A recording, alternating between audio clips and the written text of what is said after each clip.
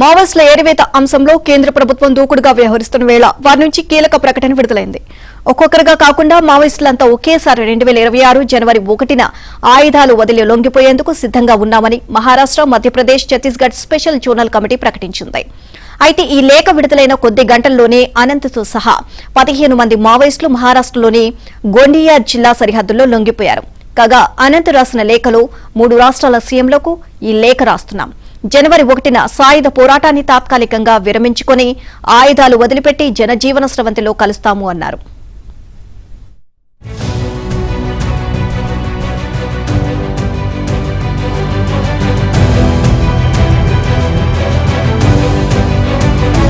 అయితే ఈ లేఖ విడుదలైన కొద్ది గంటల్లోనే అనంత్తో సహా 15 మంది మావోయిస్టులు మహారాష్ట్రలోని గోండియా జిల్లా సరిహద్దుల్లో లొంగిపోయారు.